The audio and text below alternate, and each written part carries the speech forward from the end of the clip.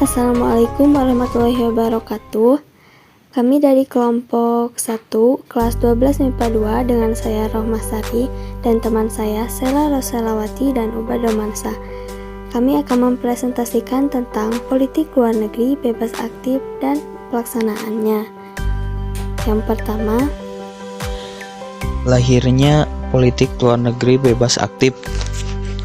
Setelah proklamasi pada tanggal 17 Agustus 1945, Indonesia belum memiliki rumusan yang jelas dalam mengenai bentuk politik luar negerinya.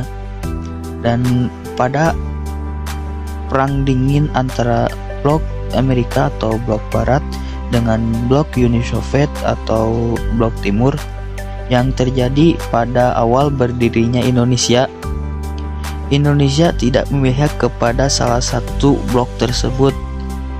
Alasannya karena negara yang perang dingin selain meredakan ketegangan juga dilatar belakangi oleh kepentingan nasional. Dan pada akhirnya politik luar negeri Indonesia mendapatkan bentuknya saat wakil presiden kita yang pertama yaitu Muhammad Hatta memberikan keterangan yang berkeinginan tidak memilih salah satu blok. Walaupun Indonesia memilih tidak memihak bukan berarti menciptakan blok baru. Jadi tidak menciptakan blok baru. Sikap tersebut menjadi dasar politik Indonesia yang disebut bebas aktif, tidak memihak tetapi aktif memelihara perdamaian dan meredakan pertentangan. Jadi Indonesia memilih untuk tidak memihak salah satu blok itu, yang bukan berarti juga menciptakan suatu rumusan blok baru. Sikap ini menjadi dasar politik Indonesia pada saat itu, yaitu ingin bebas aktif, tidak memihak tetapi aktif juga aktif memelihara perdamaian. yang kedua, politik luar negeri Indonesia masa demokrasi parlementer 1950 sampai 1959.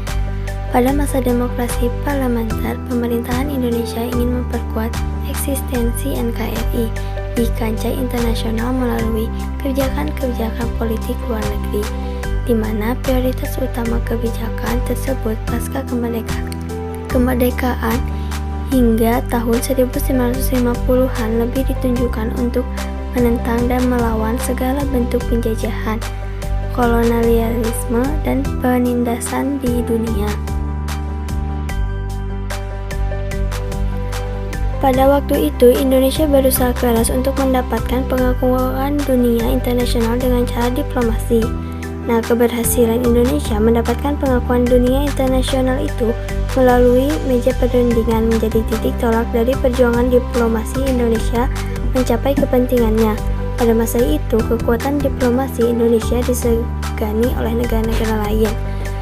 Nah, sejak pertengahan tahun 1950-an, Indonesia telah memprakarsasi dan mengambil sejumlah kebijakan luar negeri yang sangat penting dan monumental, seperti Konferensi Asia Afrika di Bandung pada tahun 1955. Nah, konsep politik luar negeri bebas aktif ini merupakan gambaran dan usaha Indonesia untuk membantu terwujudnya perdamaian dunia. Salah satu implementasinya adalah keikutsertaan Indonesia dalam membentuk solidaritas bangsa-bangsa yang baru merdeka dalam gerakan GNB. Forum ini merupakan refleksi atas terbaginya dunia menjadi dua kekuatan besar, yakni blok Barat Amerika Serikat dan blok Timur Uni Soviet. Konsep politik luar negeri yang bebas aktif ini berusaha membantu bangsa-bangsa di dunia yang belum terlepas dari belenggu penjajahan.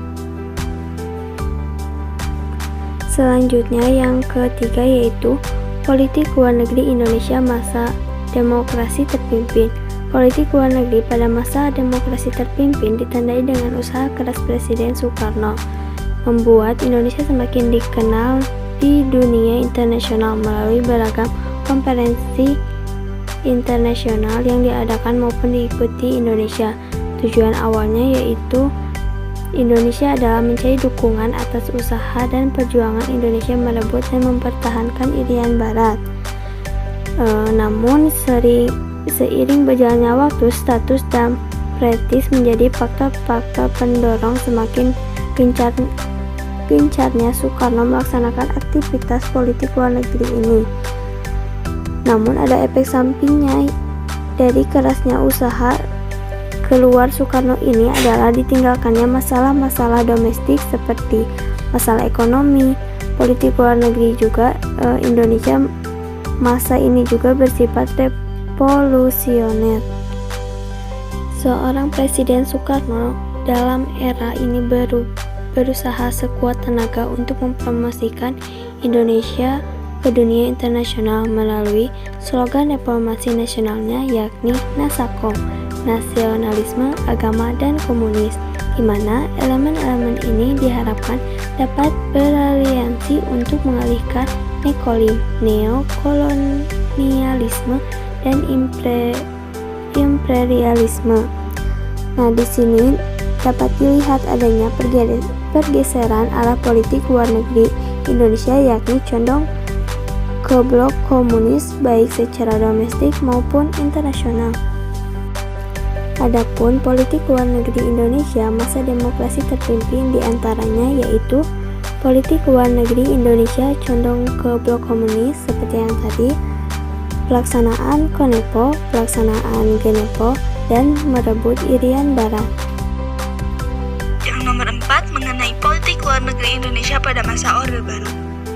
Pada masa awal Orde Baru, terjadi perubahan pada pola hubungan luar negeri Indonesia dalam segala bidang. Pada masa pemerintahan Soeharto, Indonesia lebih memfokuskan pada pembangunan di sektor ekonomi.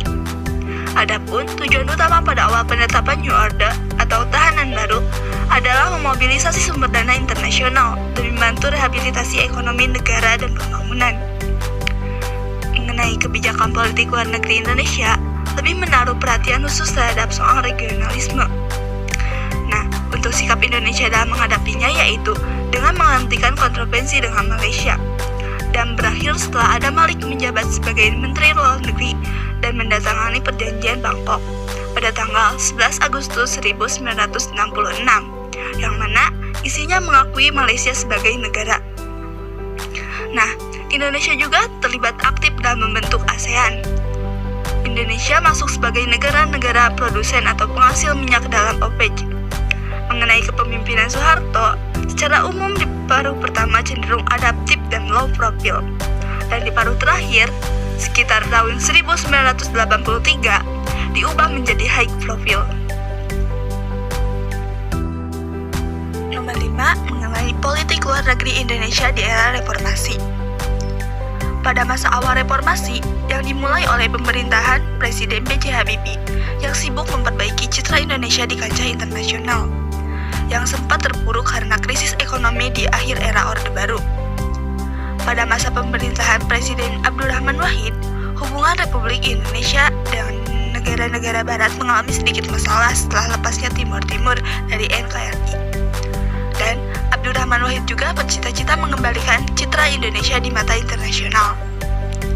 Setelah Presiden Abdurrahman Wahid turun jabatan, Megawati dilantik menjadi presiden pada tanggal 23 Juli tahun 2001. Pada awal pemerintahannya, suasana politik dan keamanan menjadi kondusif.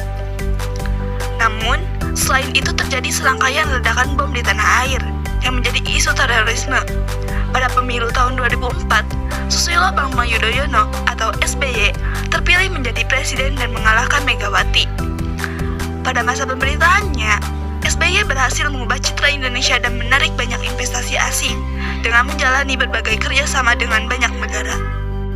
Sekian dari kelompok kami. Wassalamualaikum warahmatullahi wabarakatuh.